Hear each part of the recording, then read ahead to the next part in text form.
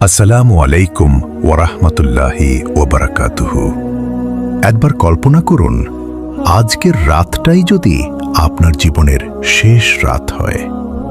হয়তো এই মুহূর্তে আপনি নিজের ঘরে বসে এই ভিডিওটি দেখছেন। আপনার চারপাশে রয়েছে প্রিয় মানুষ, পরিবার, বন্ধু, স্বপ্ন আর ভবিষ্যতের অসংখ্য পরিকল্পনা। কিন্তু আপনি কি নিশ্চিত আগামীকাল সূর্য ওঠার আগ পর্যন্ত আপনি বেঁচে থাকবেন? যদি আজই আল্লাহর পক্ষ থেকে আপনার জন্য মৃত্যুর ফয়সালা হয়ে যায়, এক মুহূর্তের মধ্যে আপনার চোখ বন্ধ হয়ে যাবে, আপনার চারপাশে কান্নার শব্দ উঠবে। কিছুক্ষণ আগেও যাদের সঙ্গে কথা বলছিলেন তারাই আপনাকে গোসল করাবে, সাদা কাফনে জড়িয়ে জানাজার নামাজ পড়বে এবং কবরে শুইয়ে দিয়ে একে একে সবাই ফিরে যাবে। তারপর চারদিকে নেমে আসবে গভীর নীরবতা। না থাকবে কোনো বন্ধু, না থাকবে পরিবার, না থাকবে অর্থ সম্পদ, না থাকবে ক্ষমতা। আপনি থাকবেন একা।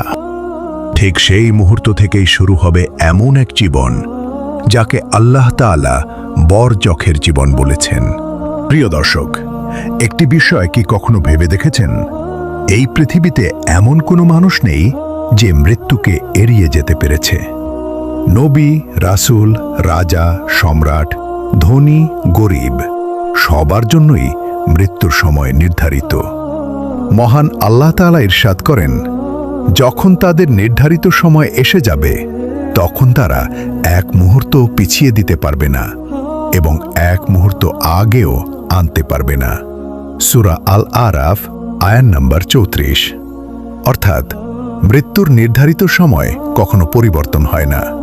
মৃত্যুর ফেরেশতার আগমন যখন একজন মানুষের শেষ মুহূর্ত উপস্থিত হয়, তখন আল্লাহর নির্দেশে মালাকুল মাউত, মৃত্যুর ফেরেশতা উপস্থিত হন। যদি সেই ব্যক্তি ঈমানদার ও নেককার হন, তাহলে তার সঙ্গে রহমতের ফেরেশতারাও আসেন। সহিহ হাদিসে বর্ণিত হয়েছে, তাদের মুখ হবে সূর্যের মতো উজ্জ্বল, তাদের হাতে থাকবে জান্নাতের কাফন ও জান্নাতের সুগন্ধি। তখন মৃত্যুর ফেরেশতা অত্যন্ত কোমল ভাষায় বলবেন, হে পবিত্র আত্মা, আল্লাহর ক্ষমা ও সন্তুষ্টির দিকে বেরিয়ে এসো। এই আহ্বান শোনার পর মুমিনের রূহ অত্যন্ত সহজে বের হয়ে আসে, যেমন পানির পাত্র থেকে এক ফোঁটা পানি গড়িয়ে পড়ে। কিন্তু যদি সেই ব্যক্তি আল্লাহকে অস্বীকার করে বা অবাধ্যতায় জীবন কাটিয়ে থাকে এবং তাওবা না করে মারা যায়, তখন দৃশ্য সম্পূর্ণ ভিন্ন হয়। তার কাছে আসেন কঠোর চেহারার ফেরেশতারা। মৃত্যুর ফেরেশতা বলেন, হে অপবিত্র আত্মা, আল্লাহর ক্রোধ ও শাস্তির দিকে বেরিয়ে এসো। তখন সেই রূহ দেহ ছেড়ে বের হতে চায় না। সহিহ হাদিসে এই অবস্থার কঠিনতার বর্ণনা এসেছে। দুনিয়ার সব সম্পর্ক সেখানেই শেষ। প্রিয় ভাই ও বোন, যে মানুষটি কিছুক্ষণ আগেও নিজের ঘরে ছিল, এখন সে নিথর। পরিবারের কান্না সে শুনতে পারে না। তার ব্যাংক ব্যালেন্স, বাড়ি, জমি, গাড়ি কোনোটাই আর তার কাজে আসে না। রাসূলুল্লাহ সাল্লাল্লাহু আলাইহি ওয়াসাল্লাম বলেছেন, মৃত ব্যক্তির সঙ্গে তিনটি জিনিস যায়: তার পরিবার, তার সম্পদ এবং তার আমল। পরিবার ও সম্পদ ফিরে আসে, কিন্তু তার আমল তার সঙ্গে থেকে যায়। সহিহ আল বুখারী, সহিহ মুসলিম। তাই আজ আমাদের নিজেদেরকে প্রশ্ন করা উচিত, যদি আজই আমার মৃত্যু হয়, আমার সঙ্গে কি যাবে? আমার নাম, পরিচয়, সম্পদ, নাকি আমার সালাত, কুরআন তিলাওয়াত, সদকা, তাওবা এবং আল্লাহর আনুগত্য? কিন্তু এখানেই সব শেষ নয়। আসল যাত্রা তো এখন শুরু। মানুষকে যখন গোসল করানো হবে, কাফনে জড়ানো হবে, জানাজার নামাজ পড়ানো হবে এবং ধীরে ধীরে কবরে নামিয়ে মাটি দিয়ে ঢেকে দেওয়া হবে, ঠিক তখনই শুরু হবে কবরের প্রথম পরীক্ষা। দুই মহান ফেরেশতা মুনকার ও নাকির আলাইহিমাস সালাম উপস্থিত হবেন। তারা এমন তিনটি প্রশ্ন করবেন যার উত্তর মুখস্থ বিদ্যা দিয়ে নয়, ঈমান ও আমল দিয়েই দিতে হবে। প্রিয় দর্শক, ভাবুন, আপনাকে কবরে শুইয়ে দেওয়া হয়েছে। প্রিয়জনেরা শেষবারের মতো আপনার মুখের দিকে তাকিয়ে কান্না করছে। তারপর ধীরে ধীরে সবাই ফিরে যাচ্ছে। একসময় মানুষের পদচারণার শব্দও মিলিয়ে গেল। চারদিকে শুধু নিস্তব্ধতা, না কোনো আলো, না কোনো সঙ্গী, না কোনো আত্মীয়। এখন আপনি একা। রাসূলুল্লাহ সাল্লাল্লাহু আলাইহি ওয়াসাল্লাম আমাদের জানিয়েছেন, মৃত ব্যক্তিকে যখন দাফন করা হয় এবং লোকজন ফিরে যেতে থাকে, তখন সে তাদের জুতার আওয়াজ পর্যন্ত শুনতে পায়। এটাই সেই মুহূর্ত যখন দুনিয়ার জীবন শেষ হয়ে বরজখের জীবন শুরু হয়। এরপর আল্লাহ তাআলার নির্দেশে দুই মহান ফেরেশতা উপস্থিত হন, মুনকার ও নাকির আলাইহিমুসসালাম। সহিহ হাদিসে এসেছে, তারা মৃত ব্যক্তিকে বসিয়ে প্রশ্ন করবেন। প্রথম প্রশ্ন, তোমার রব কে? দ্বিতীয় প্রশ্ন, তোমার দিন কি? তৃতীয় প্রশ্ন, তোমাদের কাছে যিনি রাসূল হিসেবে প্রেরিত হয়েছিলেন তিনি কে? প্রিয় ভাই ও বোন, একে মনে করেন এই তিনটি উত্তর তো আমরা সবাই জানি, কিন্তু মনে রাখবেন, এটি কোনো স্কুলের পরীক্ষা নয়। এটি এমন পরীক্ষা যেখানে শুধু মুখের উত্তর গ্রহণ করা হবে না। আল্লাহ যাকে দৃঢ় রাখবেন তিনি সঠিক উত্তর দিতে পারবেন। মহান আল্লাহ তাআলা কুরআনে বলেন, আল্লাহ ঈমানদারদেরকে দুনিয়ার জীবনেও এবং আখিরাতেও সুদৃঢ় বাক্যের ওপর প্রতিষ্ঠিত রাখবেন। সূরা ইব্রাহিম আয়াত নম্বর ২৭।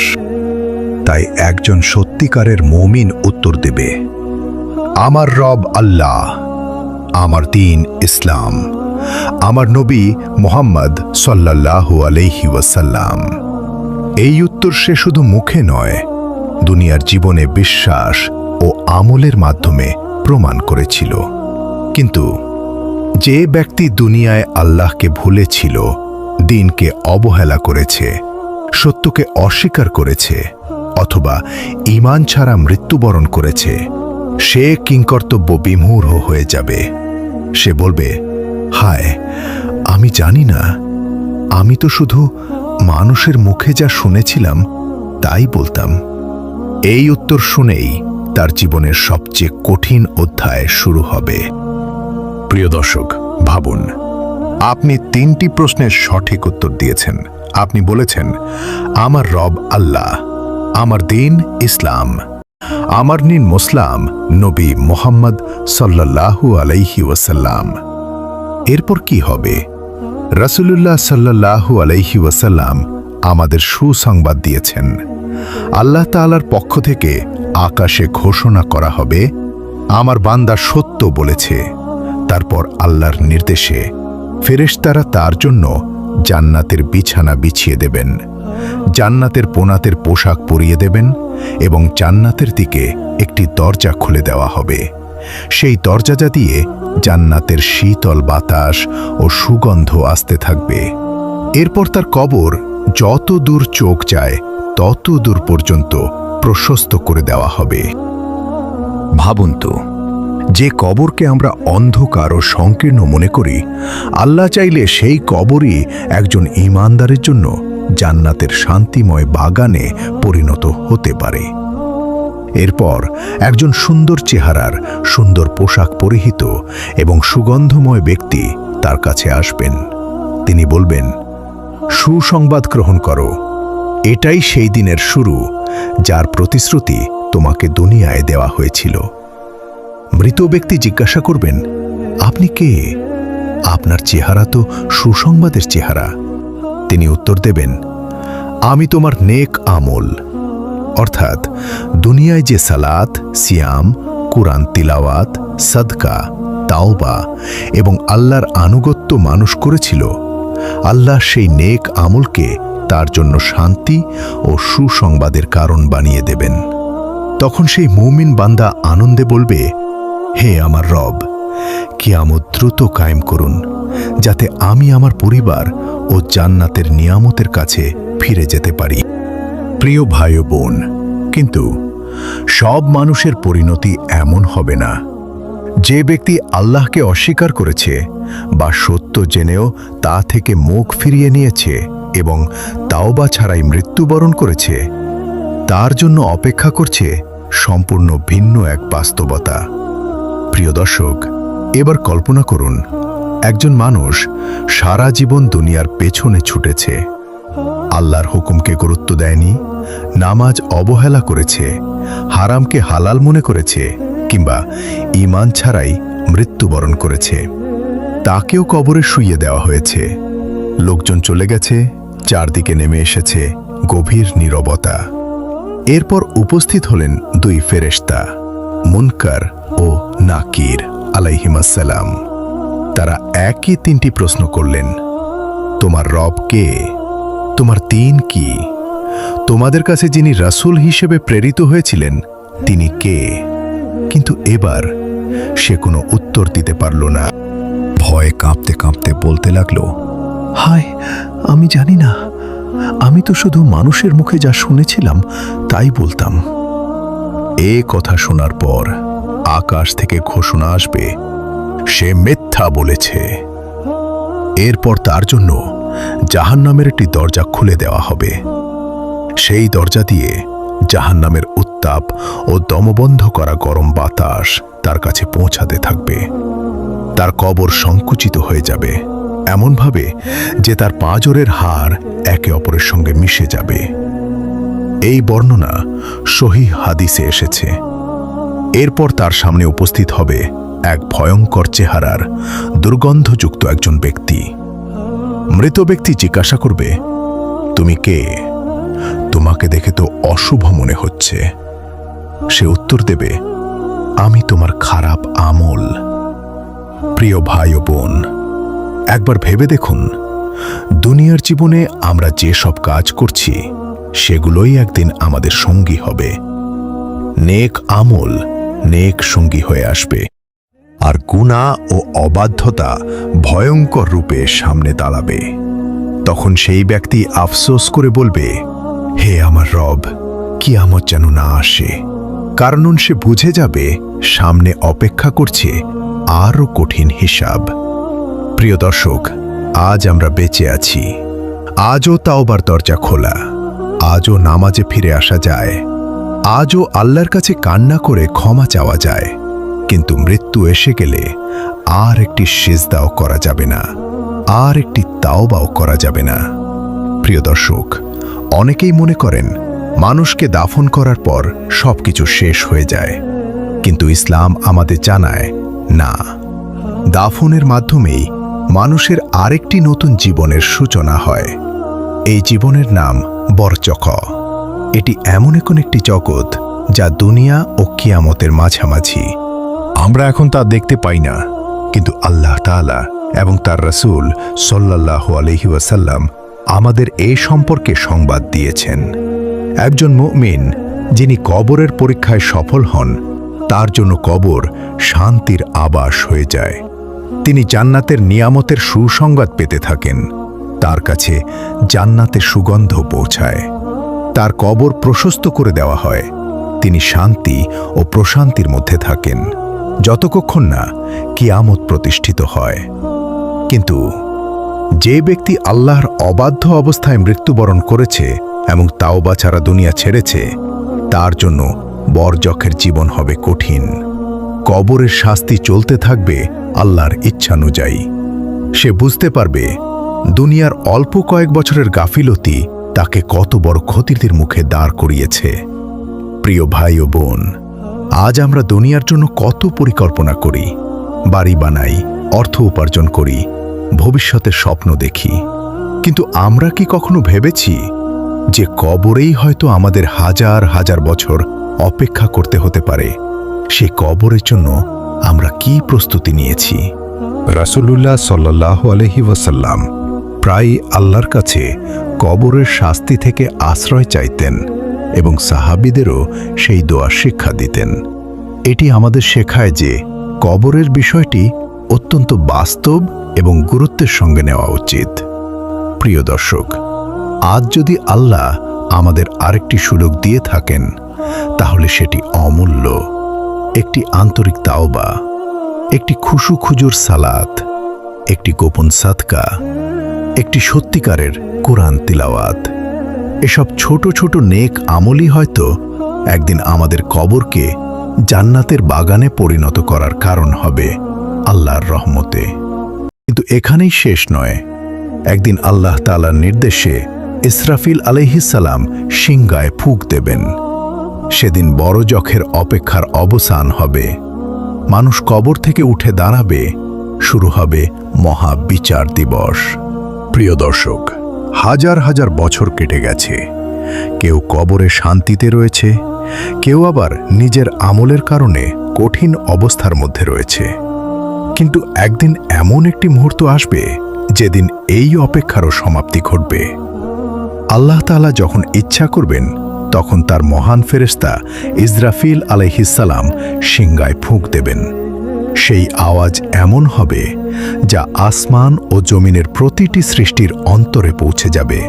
পবিত্র কোরআনে আল্লাহ তাআলা বলেন, আর সিংগায় ফুঁক দেওয়া হবে, অতঃপর আসমান ও জমিনে যারা আছে আল্লাহ যাদের ইচ্ছা করবেন তারা ছাড়া সবাই অচেতন হয়ে পড়বে। তারপর আবার সিংগায় ফুঁক দেওয়া হবে, তখন তারা সবাই দাঁড়িয়ে তাকিয়ে থাকবে। সূরা আজ-জুমার আয়াত নম্বর ৬৮। ভাবুন, যে মানুষটি হাজার বছর আগে মারা গেছে, যে শিশু জন্মের পরপরই পৃথিবী ছেড়ে চলে গেছে, যে রাজা নিজের ক্ষমতার গর্বে মানুষকে অত্যাচার করেছিল, যে দরিদ্র মানুষ আল্লাহর সন্তুষ্টির জন্য ধৈর্য ধরেছিল, সবাই একই দিনে একই ডাকে উঠে দাঁড়াবে। কোনো রাজা থাকবে না, কোনো মন্ত্রী থাকবে না, কোনো ধনী বা গরিবের পার্থক্য থাকবে না। সেদিন সবাই শুধু একজন বান্দা। আল্লাহ তাআলা বলেন, সেদিন মানুষ ছড়িয়ে ছিটিয়ে থাকা পতঙ্গের মতো হয়ে যাবে। সূরা আল কারিয়া আয়াত নম্বর ৪। প্রিয় ভাই ও বোন, যখন মানুষ কবর থেকে বের হবে তখন তার চোখে থাকবে ভয়, বিস্ময় আর অনিশ্চয়তা। সে বুঝতে পারবে এটাই সেই দিন যার কথা নবী রাসূলরা বারবার সতর্ক করেছিলেন। কেউ বলবে, হায়, আমাদেরকে আমাদের ঘুমের স্থান থেকে কে উঠিয়ে দিল?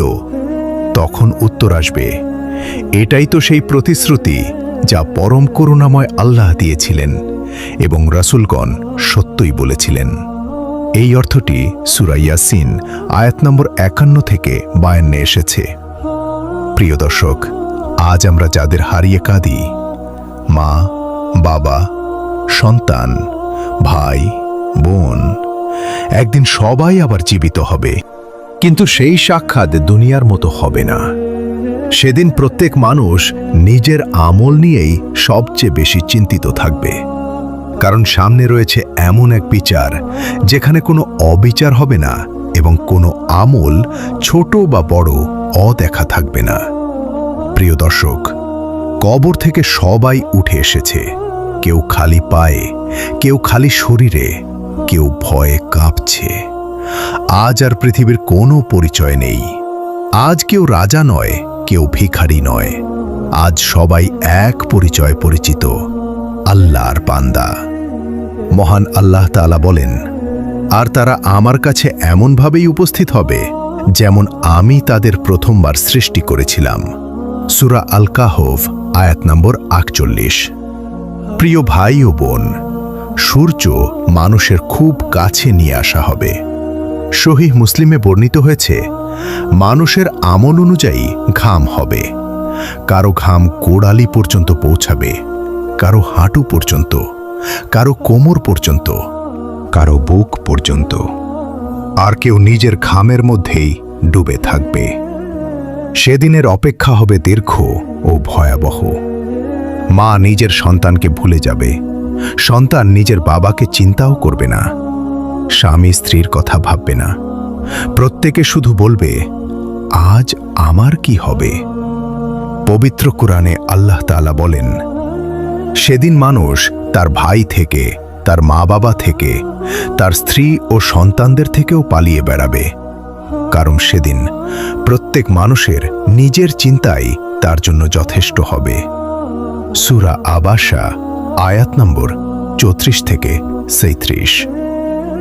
প্রিয় দর্শক, এই পৃথিবীতে আমরা কত মানুষের মন ভেঙেছি, কত অন্যায় করেছি, কত ফরজ ইবাদত অবহেলা করেছি। হয়তো ভেবেছি কেউ দেখছে না, কিন্তু সেদিন আল্লাহর সামনে কোনো কিছুই গোপন থাকবে না। মহান আল্লাহ বলেন যে অনুপরিমাণ ভালো কাজ করবে সে তা দেখতে পাবে, আর যে অনুপরিমাণ মন্দ কাজ করবে সেও তা দেখতে পাবে। সূরা আজ-জালাল আয়াত নম্বর 7 থেকে 8। ভাবুন, আপনার জীবনের প্রতিটি কথা, প্রতিটি দৃষ্টি, প্রতিটি কাজ, প্রতিটি গোপন পাপ সব কিছু আল্লাহর সামনে উপস্থিত হবে। কোনো আইনজীবী থাকবে না, কোনো সাক্ষী খুঁজতে হবে না, কারণ মানুষের নিজের আমলই তার বিরুদ্ধে অথবা তার পক্ষে সাক্ষ্য দেবে। প্রিয় দর্শক, ভাবুন, দীর্ঘ অপেক্ষার পর এখন সেই মুহূর্ত এসে গেছে। আজ আর কেউ নিজের পরিচয় দিয়ে বাঁচতে পারবে না। আজ কেউ বলতে পারবে না, আমি অমুকের ছেলে, আমি ধনী ছিলাম, আমি ক্ষমতাবান ছিলাম। আজ একমাত্র পরিচয় আপনার আমল। হঠাৎ ঘোষণা আসবে, আজ প্রত্যেক মানুষকে তার আমল নামা দেওয়া হবে, যে বইটিতে আপনার জন্ম থেকে মৃত্যুর আগ পর্যন্ত প্রতিটি কাজ লেখা হয়েছে। আপনি যা গোপনে করেছেন, যা প্রকাশ্যে করেছেন, যে কথা কাউকে না বলে মনে লুকিয়ে রেখেছেন, যে চোখে হারামের দিকে তাকিয়েছেন, যে অশ্রু আল্লাহর ভয়ে ফেলেছেন, যে সদকা গোপনে করেছেন, সব কিছু সেই আমলনামায় লেখা থাকবে। আল্লাহ তাআলা বলেন, আর আমলনামা উপস্থিত করা হবে, তখন অপরাধীদের দেখবে তাতে যা আছে তার কারণে তারা ভীত হয়ে বলবে, হায় আমাদের দুর্ভাগ্য, এ কেমন কিতাব! ছোট বড় কিছুই বাদ দেয়নি, সব কিছুই এতে লিপিবদ্ধ রয়েছে। সূরা আল কাহফ আয়াত নম্বর 49। প্রিয় ভাই ও বোন, এরপর শুরু হবে সবচেয়ে আনন্দের এবং সবচেয়ে ভয়ঙ্কর দুটি দৃশ্য। যার আমলনামা ডান হাতে দেওয়া হবে সে আনন্দে আত্মহারা হয়ে যাবে। সে চারদিকে ডাকতে থাকবে, এসো আমার আমলনামা পড়ে দেখো।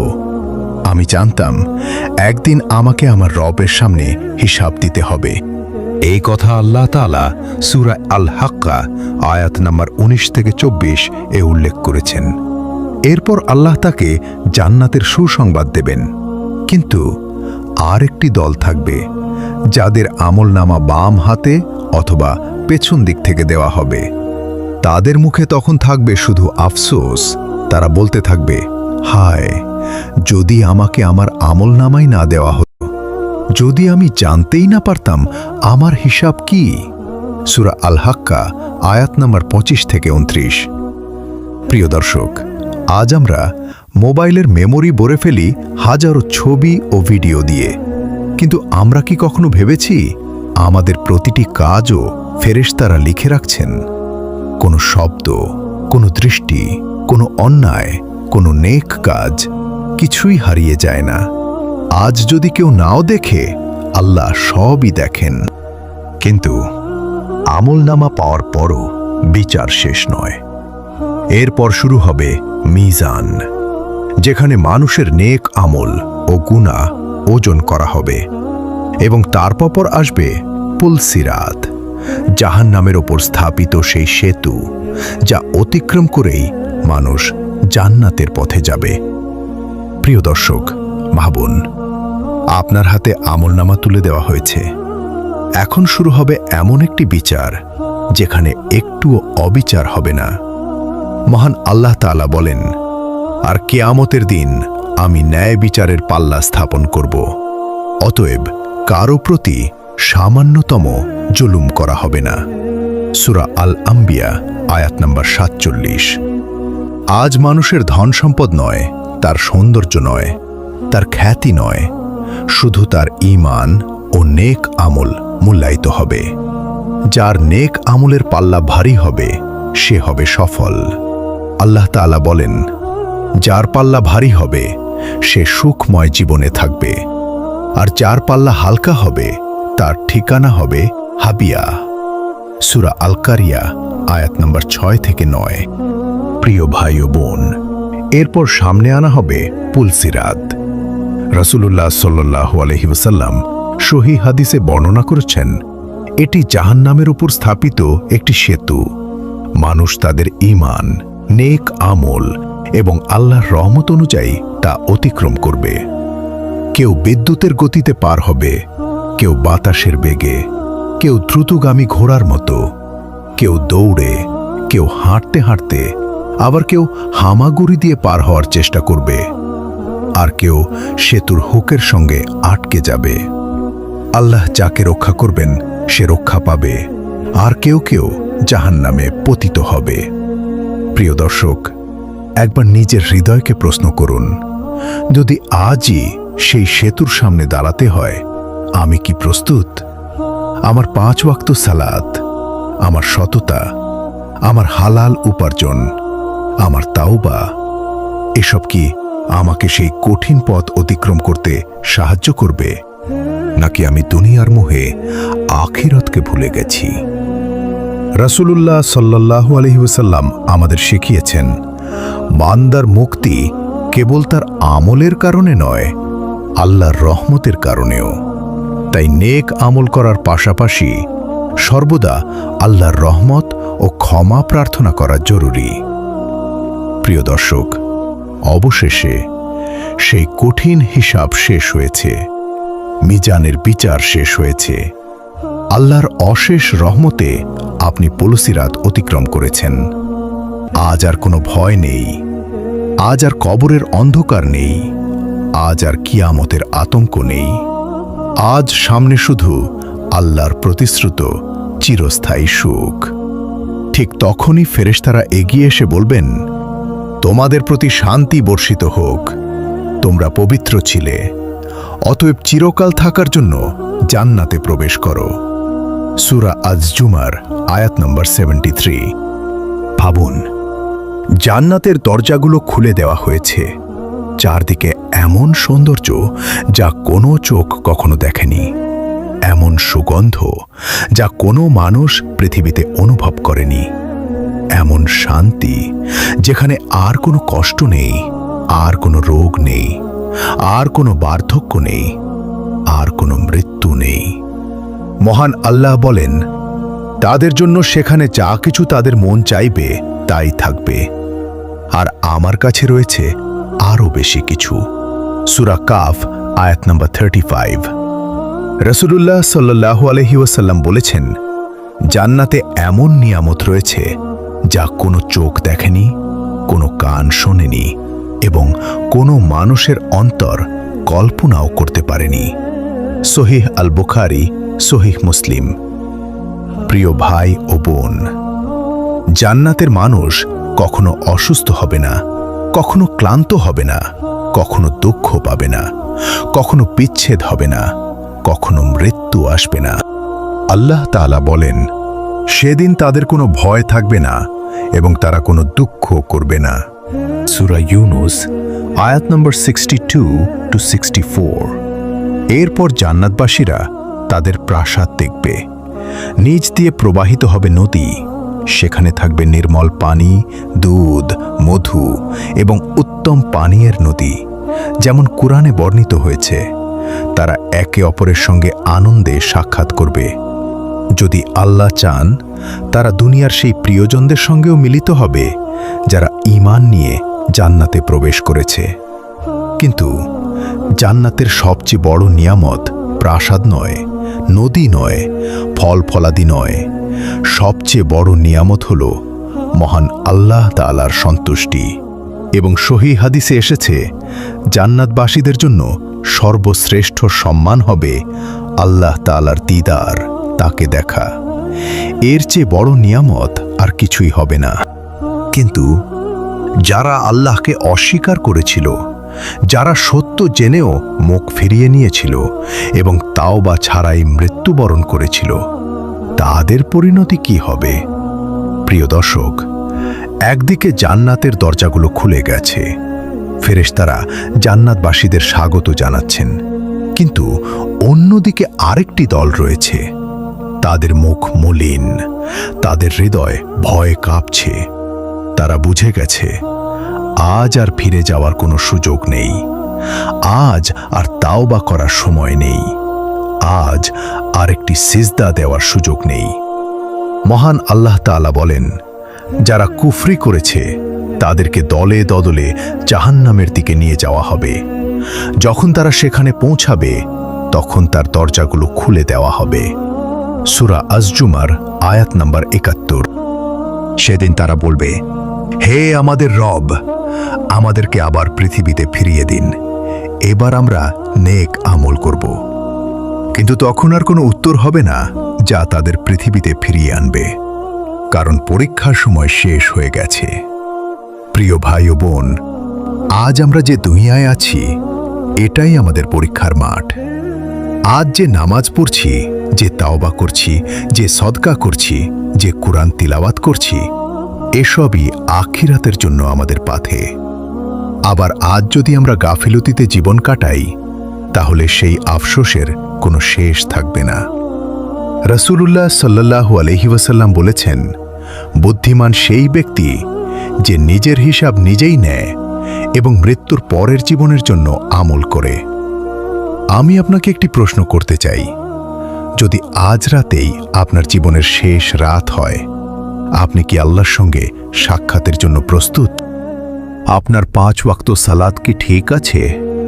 আপনার বাবা মায়ের হক কি আদায় হয়েছে?